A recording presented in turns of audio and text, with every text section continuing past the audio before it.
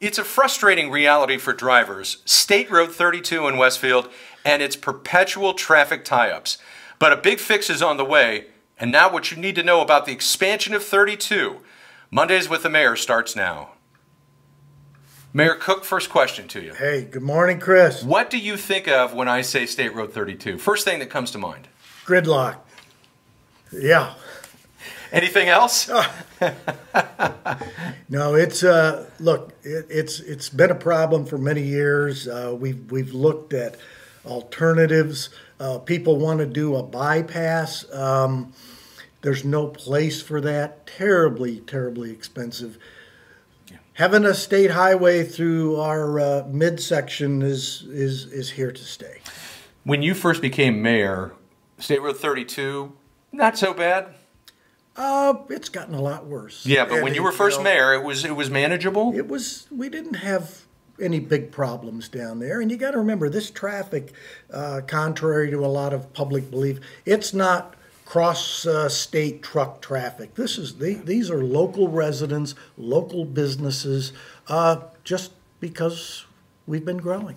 Well, and that leads to the second question. The city is partnering with the Indiana Department of Transportation to widen 32. It's also going to require relocating 13 existing buildings. But Westfield and NDOT has maintained that the current configuration is not safe for drivers.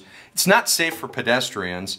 And with the city's explosive growth, it's going to get worse. Would you agree with that assessment? Obviously, you do. I do, and it's been studied immensely. We studied it clear back in the days of forming the Grand Junction Task Group, engaging engineering firms, because that affected how we wanted and where we wanted to develop the downtown.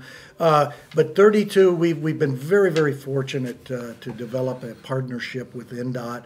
And really that came about with our experience on the 31 freeway, where NDOT opened it up to us to be very involved in what 31 was going to look like, where the interchanges were, what they were going to look like. And from that relationship, this is very unusual, where this is NDOT's property. It is not the city of Westfield's, and yet NDOT is allowing us to participate.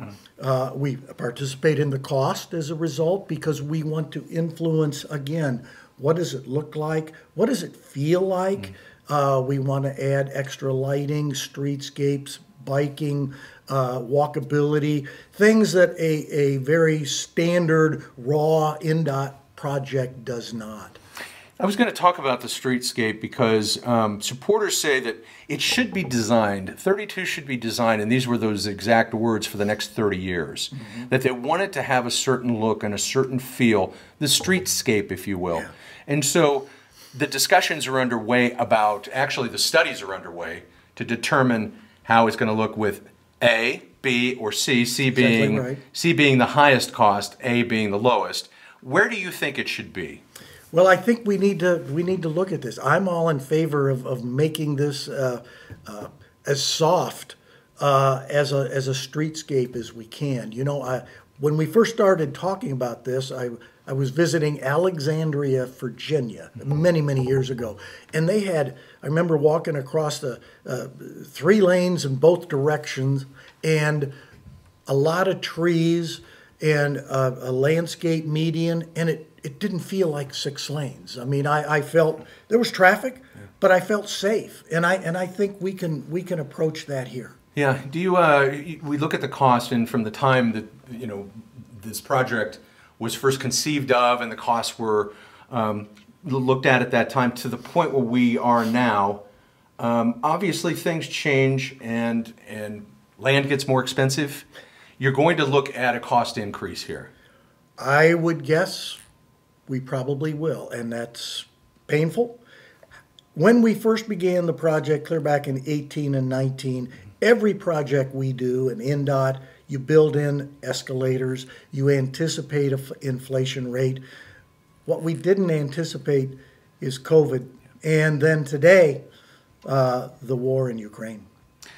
There seems to be a lot more people on board who were opponents who are now proponents. Would you agree with that?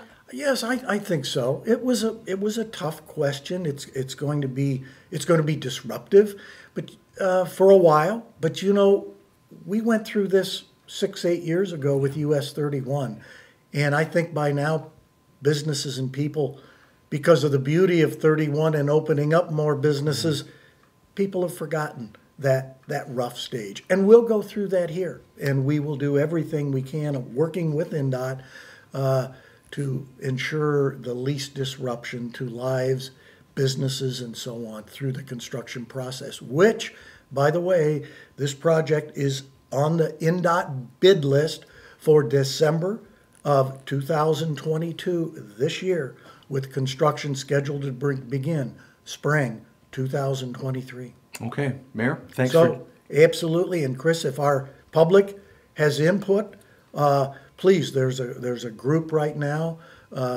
citizens group, addressing the streetscape. Love your participation. Get a hold of me. Our council will put you with the right people, but we'd like to know, what does the public think about spending some extra dollars to upgrade the base BLA plan? Okay. Mayor, thanks for joining us today.